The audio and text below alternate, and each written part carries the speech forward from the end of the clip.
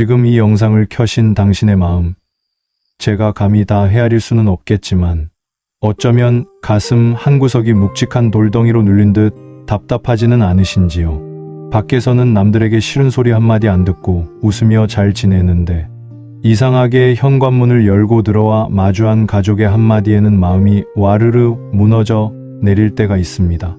당신은 도대체 집에서 하는 게 뭐야? 엄마가 나한테 해준 게 뭔데? 그 나이 먹도록 아직도 그러고 사냐? 엄마, 그거 병이야.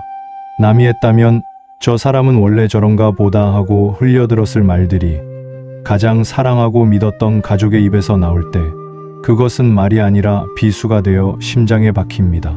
차라리 화를 내고 소리를 지르면 좋겠는데 너무 아파서 말문이 막히고 밤새 천장을 바라보며 내가 인생을 잘못 산 건 아닐까? 도대체 전생에 무슨 업보로 만났을까? 그런 서글픈 생각에 눈물 짓지는 않으셨나요? 혹시 새벽 3시, 4시에 잠이 깨어 옆에 누운 가족의 숨소리를 들으며 가슴이 답답해 침대를 벗어나 거실로 나온 적은 없으신가요? 어둠 속에서 혼자 물 한 잔 마시며 이게 맞나 싶은 생각에 잠겨본 적 있으신가요? 당신만 그런 것이 아닙니다. 당신의 옆집에도, 당신이 오늘 마주친 그 웃고 있던 사람도 모두 비슷한 고통을 안고 살아갑니다. 가족이라는 이름의 울타리 안에서 우리는 서로를 가장 사랑하면서도 동시에 가장 깊이 상처 입힙니다. 지금 이 시간은 오로지 당신만을 위한 시간입니다. 누군가의 아내, 남편, 부모, 자식이라는 무거운 짐을 잠시 문 밖에 내려놓으십시오. 지금부터 우리는 부처님의 오래된 지혜의 숲으로 걸어 들어가 도대체 왜 사랑하는 사람이 가장 큰 고통을 주는지, 그리고 어떻게 하면 그 고통의 파도 위에서 중심을 잡고 평온해질 수 있는지 천천히, 아주 천천히 이야기 나누어 보려 합니다. 편안한 자세를 취해 보세요. 의자에 기대도 좋고 자리에 누워도 좋습니다. 그저 제 목소리가 당신의 지친 어깨를 토닥이는 손길이라 생각하고 깊게 숨을 들이마시고 천천히 내쉬어 봅니다. 당신의 호흡이 편안해지는 것을 느껴보세요. 들숨에 맑은 공기가 들어오고 날숨에 무거운 생각들이 빠져나갑니다. 지금 이 순간만큼은 아무것도 하지 않아도 괜찮습니다. 우리는 흔히 가족을 안식처라고 부릅니다. 세상 모든 풍파를 막아주는 울타리라고 생각하지요. 하지만 아이러니하게도 부처님께서는 가족을 애욕의 숲이라고도 표현하셨습니다. 사랑과 욕심이 가장 촘촘하게 얽혀있는 관계라는 뜻입니다. 왜 우리는 남의 말에는 쿨하게 넘어가면서 가족의 말에는 피를 흘릴까요? 심리학적으로 그리고 불교적으로 들여다보면 그 이유는 명확합니다. 바로 나와 너를 동일시하는 마음 때문입니다. 직장 동료나 친구는 타인이라는 경계가 명확합니다. 그래서 그들에게는 예의를 갖추고 기대치도 낮습니다. 하지만 가족은 무의식 중에 나의 확장으로 여깁니다. 내 자식이니까 내 마음을 알겠지. 내 배우자니까 이 정도는 이해해 주겠지. 이 당연함이 바로 고통의 씨앗입니다. 생각해 보세요. 우리는 식당 종업원이 불친절해도 오늘 바쁜가 보다 하고 넘기지만 남편이 피곤하다며 말을 건네지 않으면 나를 무시하는 거야 라고 받아들입니다. 거리에서 낯선 사람이 어깨를 부딪혀도 실례합니다 하고 지나가지만 집에서 자식이 문을 쾅 닫고 들어가면 저놈이 날 무시하네라며 밤새 잠을 이루지 못합니다. 부처님은 이를 가래와 집착이라고 하셨습니다. 목마른 사람이 물을 찾듯 우리는 가족에게서 끊임없이 인정과 사랑, 이해를 갈구합니다. 내가 너를 어떻게 키웠는데, 내가 당신을 위해 얼마나 희생했는데, 이 생각의 밑바닥에는 보상심리라는 끈적한 집착이 깔려 있습니다. 내가 준 만큼, 아니 그 이상으로 상대가 나를 채워주길 바라는 마음. 그 기대가 어긋나는 순간 사랑은 순식간에 증오로 바뀝니다.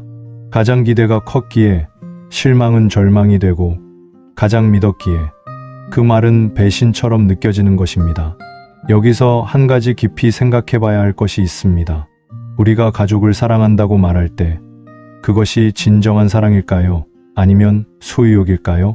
진정한 사랑은 상대의 자유를 인정하고 상대가 나와 다른 생각을 할 수 있음을 받아들입니다. 하지만 소유욕은 내 뜻대로, 내 기대대로 움직여주기를 바랍니다. 우리는 종종 이 둘을 혼동합니다. 남편에게 당신은 왜 매번 나를 화나게 만드냐고 말할 때 사실은 왜 내 기대대로 행동하지 않느냐는 뜻입니다. 자식에게 엄마 말 좀 들어라 라고 할 때 사실은 내 생각은 접어두고 내 생각대로 살아라는 뜻입니다. 상처는 상대방이 던진 것이기도 하지만 엄밀히 말하면 그 말을 덥석 받아준 내 손안의 기대로 인해 베이는 것입니다. 우리는 가족이라는 이름으로 서로를 너무 꽉 쥐고 있는 것은 아닐까요? 가시가 돋친 장미를 너무 세게 쥐면 손에서 피가 나는 법입니다. 불교 심리학에서는 이를 아집과 법집이라고 설명합니다. 아집은 나라는 실체가 있다는 집착이고 법집은 내 것이라는 실체가 있다는 집착입니다. 가족을 내 것으로 여기는 순간 그들의 독립성과 자유를 인정하지 못하게 되고 그들이 내 기대를 벗어나면 고통이 시작됩니다. 또한 우리는 가족과의 관계에서 투사라는 심리 현상을 경험합니다. 내가 해결하지 못한 내 안의 문제를 상대방에게 투사하는 것입니다. 내가 스스로에게 엄격해서 불안한 사람은 자식이 조금만 게을러 보여도 참지 못합니다. 내가 인정받고 싶은 욕구가 강한 사람은 배우자가 칭찬하지 않으면 서운함을 느낍니다. 결국 가족 간의 갈등은 타인과의 갈등보다 훨씬 복잡합니다. 왜냐하면 거기에는 수십 년간 쌓인 기억, 기대, 상처, 미해결된 감정들이 켜켜이 쌓여 있기 때문입니다. 어제의 말다툼만이 아니라 10년 전의 서운함, 20년 전의 배신감까지 모두 섞여서 폭발하는 것입니다. 부처님 당시에도 가족 문제는 끊이지 않았습니다. 여기 우리가 한 번쯤 들어보았을 법한, 그러나 지금 이 순간 우리에게 꼭 필요한 이야기가 있습니다. 어느 날 한 바라문이 부처님을 찾아와 입에 담지 못할 욕설을 퍼부었습니다. 이유는 자신의 조카가 부처님의 제자가 되어 출가해버렸기 때문이었죠. 당신 때문에 내 조카가 집을 나갔어. 당신은 가정을 파괴하는 자야. 그는 얼굴이 불그락푸르락해져서 부처님 면전에 대고 온갖 저주를 퍼부었습니다. 그의 목소리는 떨렸고 주먹은 부들부들 떨렸습니다. 그는 진심으로 분노했고 진심으로 부처님을 미워했습니다. 제자들은 분노하여 당장이라도 그를 쫓아내려 했지만 부처님은 그저 고요한 호수처럼 평온한 얼굴로 그를 바라보며 묵묵히 듣고만 계셨습니다. 한참을 소리 지르던 바라문이 지쳐서 숨을 헐떡이자 부처님께서 조용히 물으셨습니다. 바라문이여, 그대 집에 손님이 찾아오면 음식을 대접하는가? 그야 당연하지. 만약 손님이 그 음식을 먹지 않고 남겨두고 간다면 그 음식은 누구의 것인가? 그야 다시 내 것이지. 주인이 나니까. 부처님은 미소를 지으며 말씀하셨습니다. 그대여, 그대가 내게 퍼부은 그 욕설과 비난을 나는 하나도 받지 않았다. 그러니 그 욕설은 오롯이 다시 그대의 것이다. 그대가 뱉은 분노의 선물은 그대 스스로 가져가라. 바라문은 그 순간 멍해졌습니다. 그는 화를 낼 대상을 잃어버렸습니다. 부처님이 반응하지 않으니 그의 분노는 허공을 가르고 다시 자신에게 돌아왔습니다. 이 이야기는 우리에게 엄청난 통찰을 줍니다. 가족이 나에게 던지는 비난, 짜증, 무시하는 말들. 우리는 그것을 마치 택배처럼 굳이 받아서 포장을 뜯고 내용물을 확인하며 어떻게 나한테 이럴 수 있어? 라며 괴로워합니다. 아내가 던진 잔소리, 남편의 무심한 한마디, 자식의 반항. 그것은 그들의 마음 상태가 만들어낸 배설물과도 같습니다. 그들이 힘들어서, 그들이 여유가 없어서, 그들의 업식에 의해 튀어나온 말들입니다. 그것을 나를 향한 공격으로 받아들이지 않고, 아, 저 사람이 지금 힘든 선물을 나에게 주려 하는구나. 나는 받지 않겠다. 라고 마음먹는다면 어떨까요? 받지 않으면 그 고통은 내 것이 아닙니다. 바닥에 떨어진 화살을 굳이 주워 내 가슴에 찌를 필요는 없습니다. 여기서 또 하나의 중요한 이야기를 들려드리겠습니다. 부처님의 제자 중에 키사 고탐이라는 여인이 있었습니다. 그녀는 갓 태어난 아들을 잃었습니다. 너무나 큰 슬픔에 미쳐버린 그녀는 죽은 아기를 안고 마을을 돌아다니며 우리 아기를 살릴 약을 아는 사람 없나요? 라고 외쳤습니다. 사람들은 안타까워하면서도 어쩔 수 없었습니다. 죽은 사람을 살릴 방법은 없으니까요. 그때 누군가 부처님을 찾아가 보라고 했습니다. 부처님은 그녀를 따뜻하게 맞이하며 말씀하셨습니다. 아기를 살릴 약이 있소. 하지만 그 약을 만들려면 특별한 재료가 필요하오. 마을을 돌아다니며 지금까지 단 한 번도 가족의 죽음을 겪지 않은 집에서 겨자씨 한 줌을 얻어오시오. 키사 고타미는 희망에 차서 마을을 돌아다녔습니다. 하지만 모든 집마다 죽음의 이야기가 있었습니다. 어느 집은 할아버지를, 어느 집은 딸을, 어느 집은 남편을 잃었습니다. 해가 질 무렵 그녀는 깨달았습니다. 죽음은 모든 생명의 숙명이라는 것을, 자신만 특별히 불행한 것이 아니라 모든 사람이 이별의 고통을 겪는다는 것을. 그녀는 아기를 화장하고 부처님께 돌아가 제자가 되었습니다. 그리고 훗날 알아한 깨달은 자가 되었습니다. 이 이야기가 우리에게 주는 교훈은 무엇일까요? 우리는 종종 왜 하필 나만 이런 고통을 겪어야 하나라고 생각합니다. 남편과의 갈등, 자식과의 불화, 시댁과의 문제, 마치 세상에서 나만 이런 고통을 겪는 것 같습니다. 하지만 옆집을 들여다보세요. 당신이 부러워하는 그 가족도 똑같은 문제를 안고 있습니다. 다만 밖으로 드러내지 않을 뿐입니다. 가족 간의 갈등은 인간이라는 존재가 가족이라는 형태로 살아가는 한 피할 수 없는 숙명입니다. 문제는 고통 그 자체가 아니라 그 고통을 나만의 특별한 불행으로 여기며 스스로를 고립시키는 것입니다. 이 고통에서 벗어나기 위해 우리는 부처님의 가르침을 현대적인 심리학 용어로 재해석해 볼 필요가 있습니다. 첫째, 제2의 화살을 맞지 마라. 초기 경전살라타 수타에 나오는 가르침입니다. 살다 보면 누구나 첫 번째 화살을 맞습니다. 가족의 날선말, 경제적인 어려움, 노화나 질병. 이것은 피할 수 없는 삶의 조건, 즉 첫 번째 화살입니다.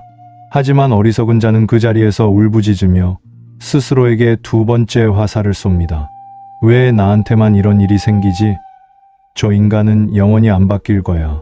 내 인생은 실패했어. 이 꼬리에 꼬리를 무는 부정적인 생각과 감정 반응이 바로 두 번째 화살입니다. 예를 들어봅시다. 남편이 저녁이 짜다고 말했습니다.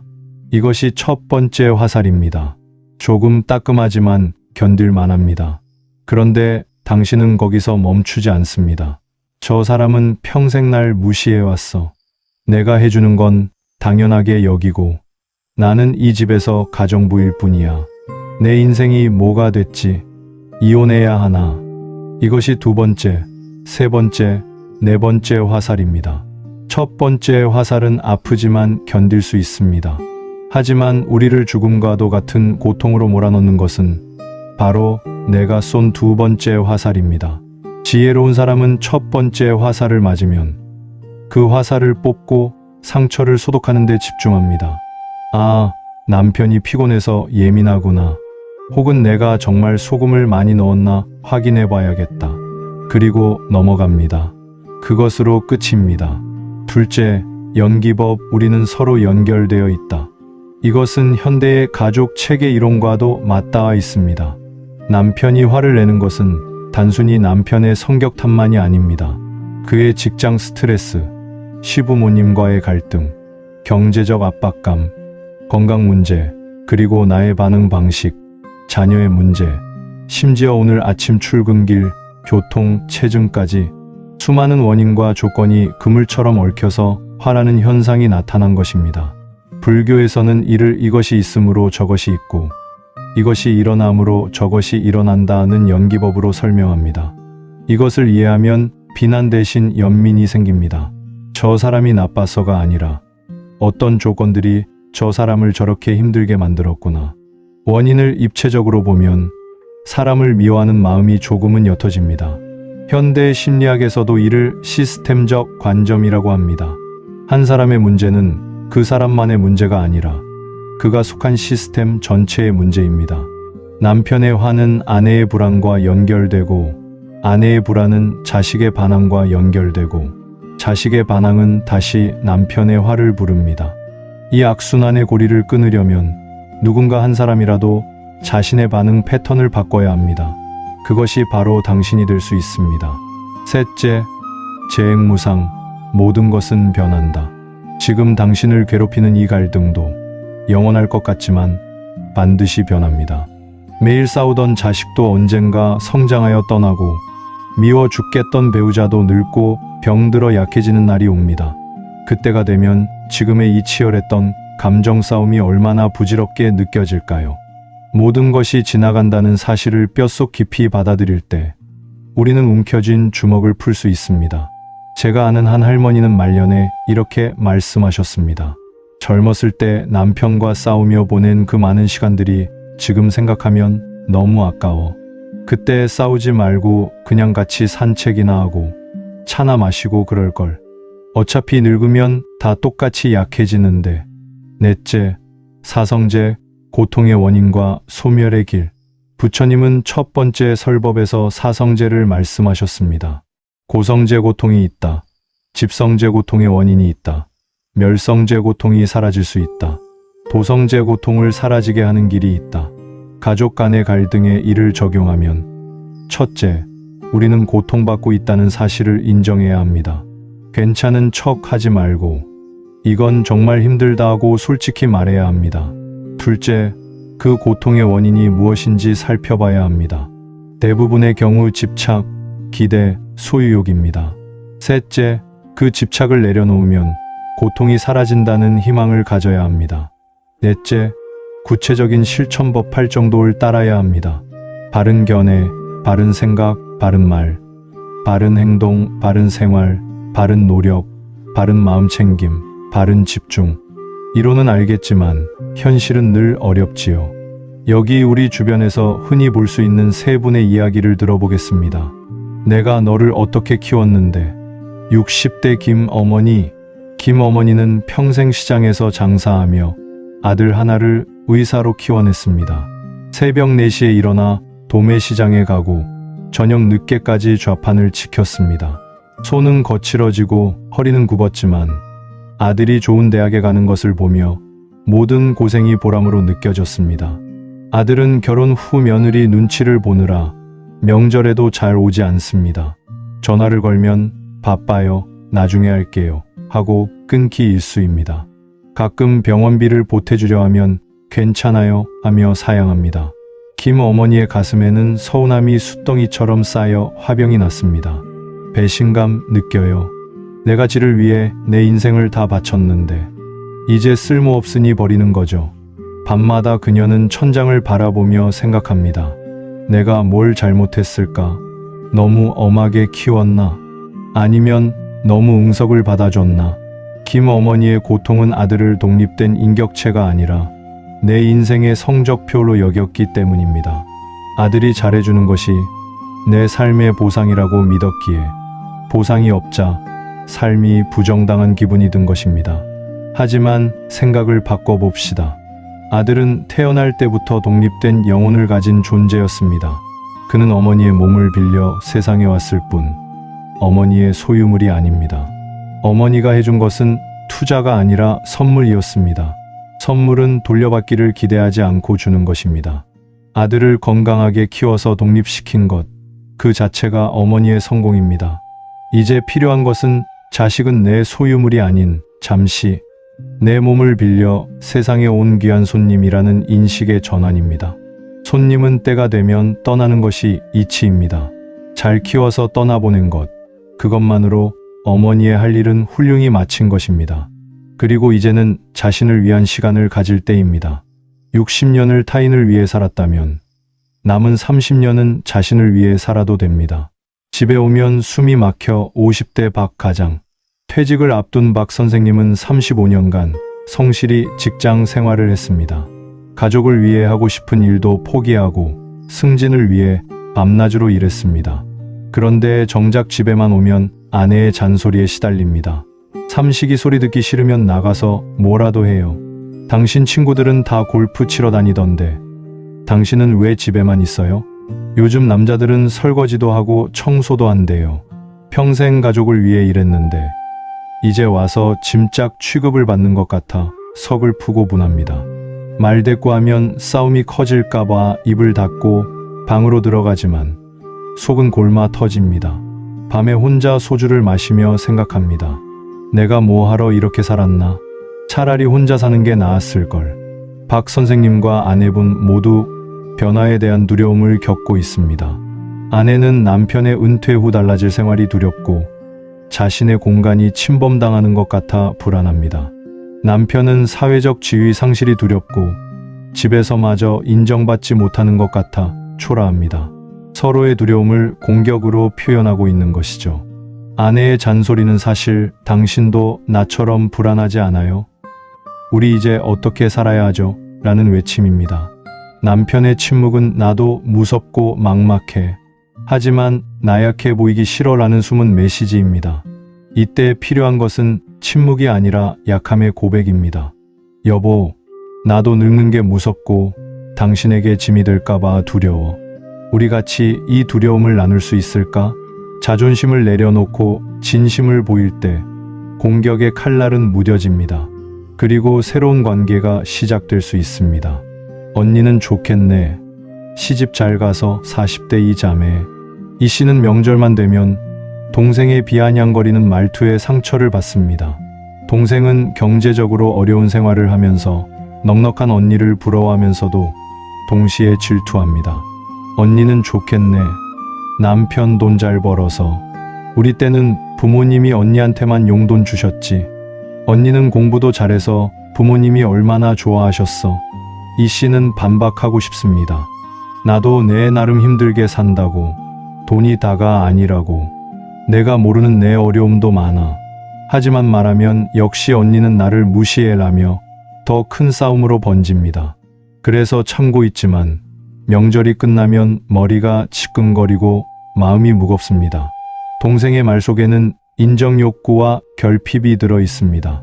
동생은 돈 이야기를 하는 것이 아니라 나도 언니처럼 사랑받고 싶어. 나도 괜찮은 사람이라고 말해줘라고 외치고 있는 것입니다. 어린 시절 부모님의 사랑을 충분히 받지 못했다고 느끼는 동생은 그 결핍을 평생 채우려 합니다.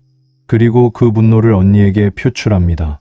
이 씨가 동생의 말이 아닌 그 밑의 감정을 읽어준다면 내가 사는 게 참 팍팍하지?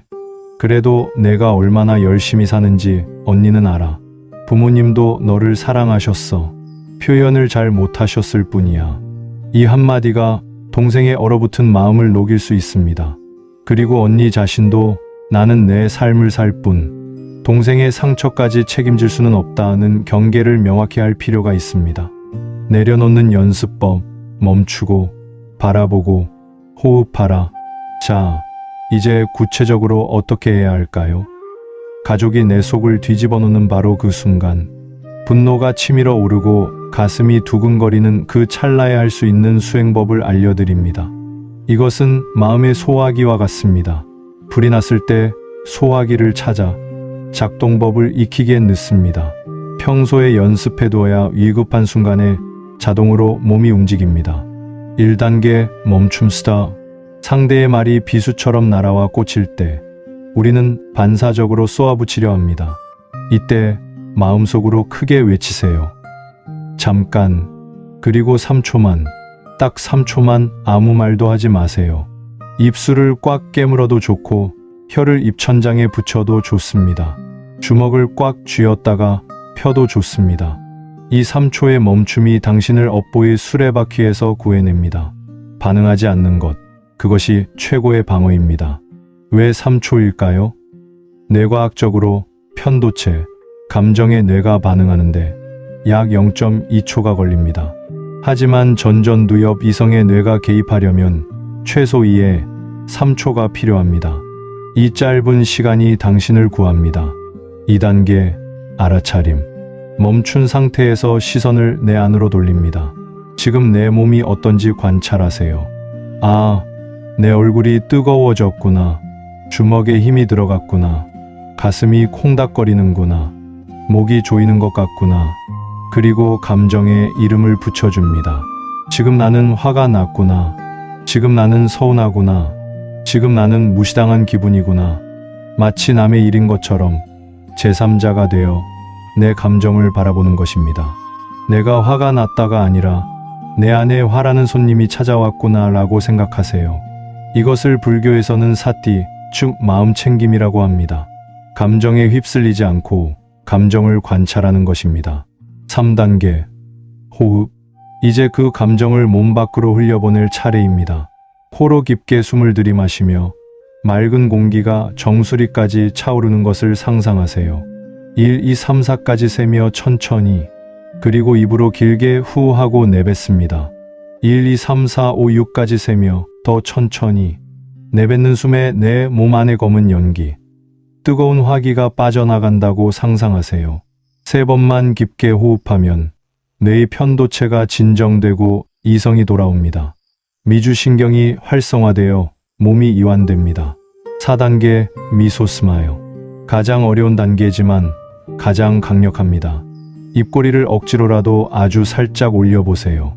미소는 뇌에게 별일 아니야, 나는 괜찮아 라는 신호를 보냅니다.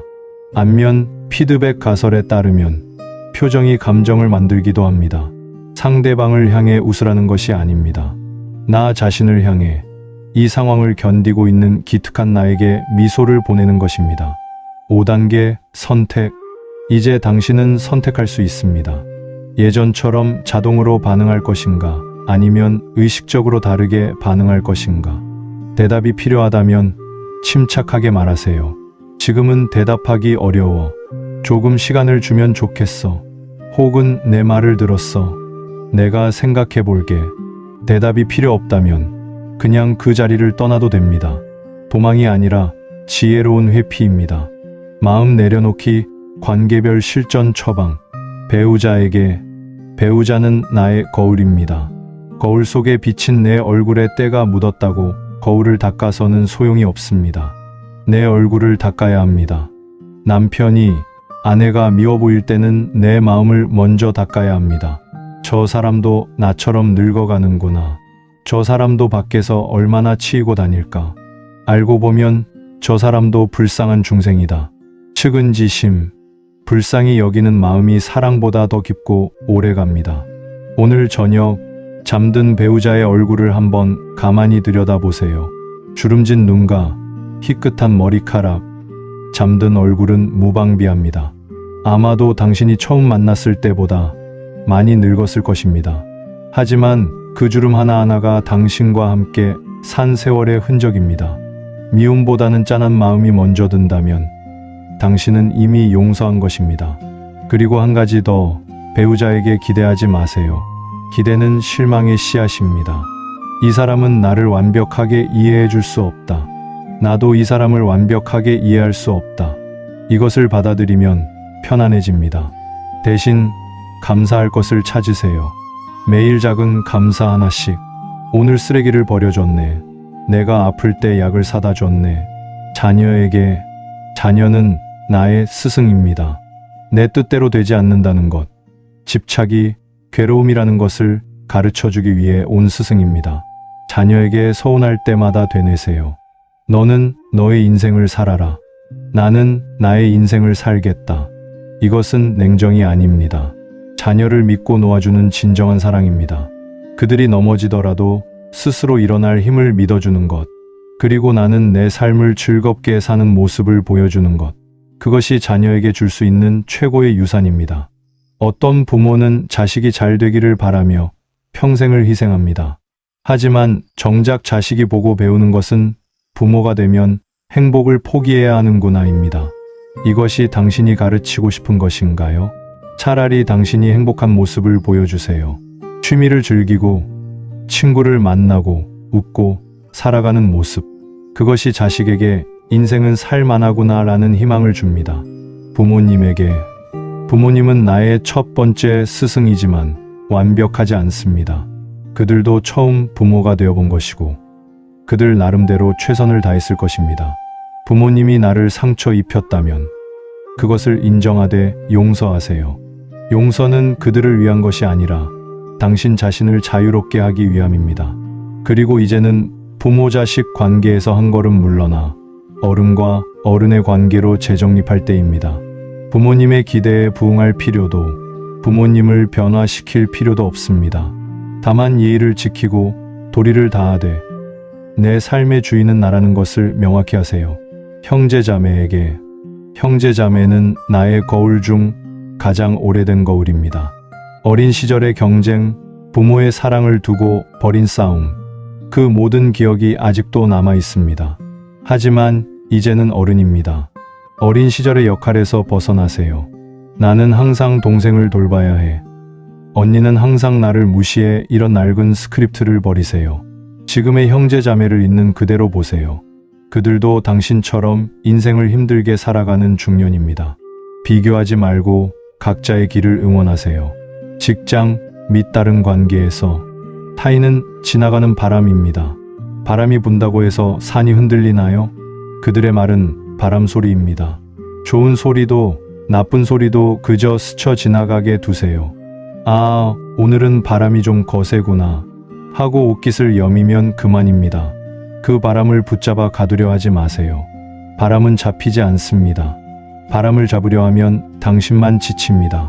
나를 바라보는 자비 명상. 여기서는 음악이 더욱 차분하고 고요해집니다. 물 흐르는 소리가 배경에 깔립니다. 이제 지친 당신의 마음을 안아주는 시간을 갖겠습니다. 눈을 편안하게 감으세요. 두 손을 가슴 위에 심장이 뛰는 곳에 살포시 얹어봅니다. 따뜻한 온기가 손바닥에서 가슴으로 전해집니다. 당신의 심장이 뛰는 것을 느껴보세요. 콩닥, 콩닥. 이 심장은 당신이 태어난 순간부터 지금까지 한 번도 쉬지 않고 뛰고 있습니다. 얼마나 수고가 많습니까? 저를 따라서 마음속으로 혹은 조그만 소리로 읊조려 봅니다. 나는 오늘 참 많이 힘들었습니다. 잠시 멈춤. 가족의 말에 베이고 기대에 무너져 많이 아팠습니다. 깊은 호흡. 하지만 나는 안다. 그들이 나를 미워해서가 아니라 그들 또한 아파서 비명을 지른 것임을. 잠시 멈춤. 이제 나는 나를 용서합니다. 천천히. 완벽하지 않은 나를, 상처받은 나를, 때로는 같이 화를 냈던 나를 용서합니다.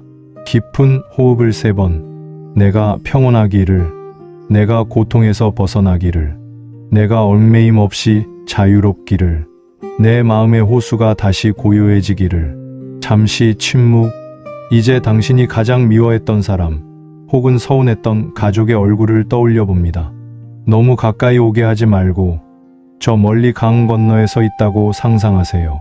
그 사람의 표정을 보세요. 화난 표정인가요? 슬픈 표정인가요? 어쩌면 지쳐 보이거나 외로워 보일 수도 있습니다. 그 사람도 아침에 일어나 거울을 보며 한숨을 쉽니다. 그 사람도 밤에 잠들기 전 걱정에 잠을 이루지 못합니다. 그 사람 또한 행복하고 싶어서 발버둥 치는 나와 똑같은 연약한 인간일 뿐입니다. 그 사람에게도 마음의 빛을 보냅니다. 당신도 평온하기를. 잠시 멈춤. 당신도 당신의 고통에서 벗어나기를. 천천히. 우리가 서로에게 지은 나쁜 업들이 눈 녹듯 사라지기를. 깊은 호흡. 우리가 서로를 이해하지 못하더라도 최소한 서로에게 해를 끼치지 않기를. 잠시 침묵. 마지막으로 이 모든 인연을 감싸 안는 거대한 빛을 상상합니다. 따뜻하고 부드러운 금빛 빛이 당신을 감싸고 그 사람을 감싸고 이 세상의 모든 고통받는 존재들을 감쌉니다. 우리는 잠시 만났다 헤어지는 여행자들입니다. 여행하는 동안 배낭이 무거우면 서로 짐을 덜어주지는 못할 망정 돌덩이를 얹지는 말아야겠지요. 숨을 들이마시며 사랑을 채우고 숨을 내쉬며 집착을 내려놓습니다. 들이마시고 내쉬고 들이마시고 내쉬고. 지금 이 순간 당신은 안전합니다. 당신은 평화롭습니다. 당신은 충분합니다. 긴 침묵 30초. 이제 천천히 눈을 뜨셔도 좋습니다. 서두르지 마세요. 당신의 속도로 행복과 자유가 생기는 과정 진흙 속에서 피어나는 연꽃처럼. 이런 마음 연습을 한번 했다고 해서 내일 당장 가족이 천사로 변하지는 않습니다. 여전히 남편은 양말을 뒤집어 벗어 놓을 것이고 자식은 연락이 없을 수 있습니다. 시어머니는 여전히 잔소리를 하실 것이고 동생은 여전히 비아냥거릴 수 있습니다. 하지만 분명히 달라지는 것이 있습니다. 바로 당신의 반응입니다. 예전에는 그들의 말 한마디에 100만큼 화가 났다면 이제는 50만큼만 화가 납니다. 예전에는 3일을 알아누웠다면 이제는 3시간이면 털고 일어납니다. 예전에는 밤새 잠을 이루지 못했다면 이제는 한숨 자고 일어나면 괜찮아집니다. 이것이 바로 수행의 힘이고 마음의 근육이 생긴 증거입니다. 처음에는 의식적으로 노력해야 합니다. 멈추자, 호흡하자, 스스로에게 말해야 합니다. 하지만 연습을 계속하면 어느 순간 자동으로 몸이 반응합니다. 화가 나려는 순간 자연스럽게 깊은 호흡이 나오고 비난하려던 입이 멈춰집니다. 이것이 바로 체화된 지혜입니다. 머리로 아는 것이 아니라 몸이 아는 것입니다. 불교에서는 연꽃을 가장 귀하게 여깁니다. 연꽃은 맑은 물이 아니라 더럽고 냄새나는 진흙 속에서 피어납니다. 진흙이 없으면 연꽃도 없습니다.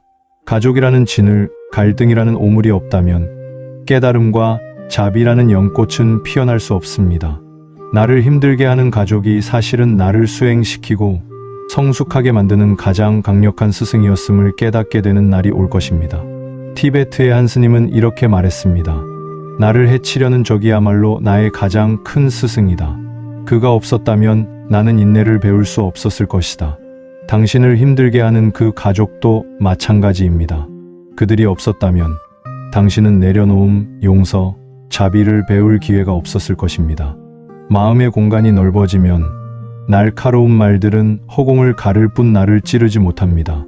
마치 활 쏘는 사람이 허공을 향해 화살을 쏘지만 허공은 상처 입지 않듯이 그때 비로소 당신은 관계 안에서 자유로워집니다.